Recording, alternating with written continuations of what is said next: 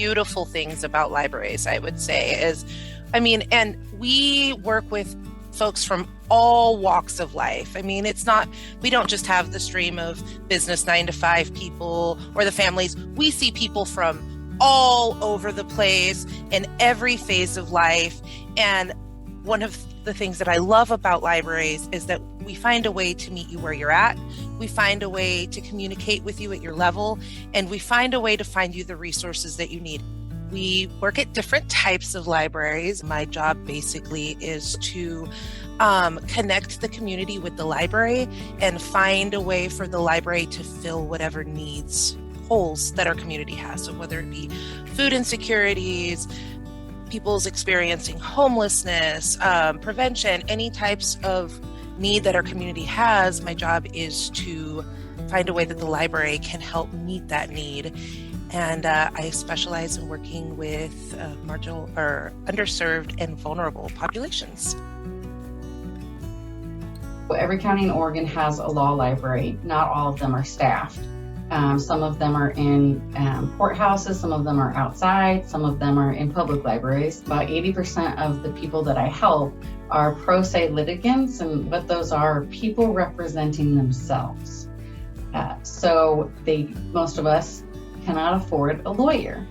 Right now, we don't have a lot of lawyers in the first place. So what we do is provide access to resources so people can know what their rights are. And so we can also connect them to community members that might be able to help them further, such as tenant landlord is something that we deal with a lot. And there are some specialized organizations like the Springfield Eugene Tenant Association that we send them to that are they're tenant focused, not landlord focused, because the people that don't have the power are the tenants. A lot of times people are coming in and they need more services than just legal services.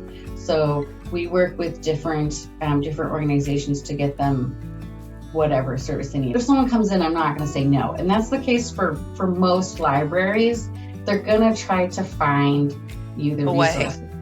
If you come to me saying, my child is having trouble at school, I can't communicate with school admin because there's a language barrier or a cultural barrier, whatever. I have many times gone to advocate at parent meetings for families that don't speak English to help connect them with their child's learning and their child. It's a safety issue.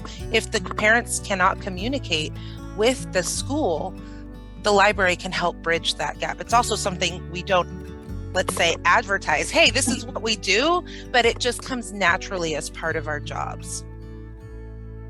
A lot of libraries also act as safe places.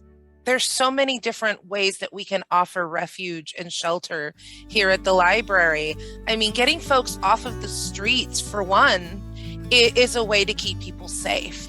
And even if you just need a place to rest, a nice, comfy place to sleep, it's okay to do that here in our library. We have lots of folks that come here asking for help with sensitive information. And we also have folks that need that help from us that aren't necessarily comfortable asking in public in front of other people. They're afraid. So one of the wonderful things that my library does is we have signage throughout, and even in the bathrooms where it's private. And it's just a list of what some folks would call controversial topics. And it's like, if you would like to find information about sexual abuse, you can find it in this area. Pregnancy, abortion, STDs, those kind of things. It's just having those visuals in places for folks to be able to find that information on their own. Sometimes that's all their need. Having food available. We just launched a little free food pantry. We have little free libraries was one of the ways that we chose to address a need in our community for our homeless population. And we just transitioned one into a little food pantry. So we have a little library outside that's always stocked with food so people can come and get something warm. Ramen, we stock it with ramen often, but ramen is something that is nice and warm. It might not be the most nutritional, but when you're outside most of the time, a nice warm cup of soup is amazing. Oh, we'll even let you make it in our break room. Every library handles it differently. How do we help communities? How do we find out what they need, and how do we go to them? That's why you'll see a lot more outreach and engagement librarians, because the expectation can't be that they just come into us. We have to go out. So you'll see a lot more library bookmobiles again. We'll also do more stuff with technology, Wi-Fi, having laptops. Also, like, some have Narcan at them. So if somebody is overdosing, it's there and readily available with no questions asked. It's just a lot of exploring, like, what can we do to help the community meet them where they're at through the services that we provide. And a lot of that is abuse prevention. The children's librarian and myself work closely together to put a really comprehensive calendar full of programmings, especially during the summer, because we feel like it's a safety thing. If we have safe places for our youth to come to, we have things that engage them, it keeps them out of places that put them in danger. So that's something we take very seriously. And that also goes into our adult programming, and we do that year round, where we have adults that also need a safe place to engage with other people in. And so we find what it is they're interested in and do that with them. I mean, I did a mandala workshop. We had a group of folks that were recovering from the Echo Mountain fire a few years ago.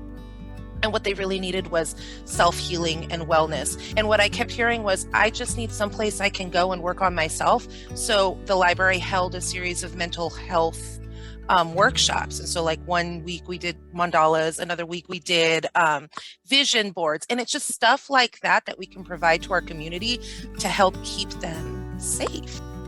I think most librarians consider the libraries to be like the heart of the community. We're no longer gatekeepers of information, but we're there to connect people to that information. And I like to say turn it into knowledge.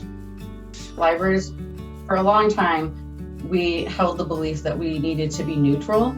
And we're neutral in that we want to provide any and all information, because it's important for your knowledge to be well-rounded. However, now it's about people being safe. And what we're trying to ensure for all the libraries in Oregon, and more if we can, is that it really needs to be a safe place for those that are the most oppressed.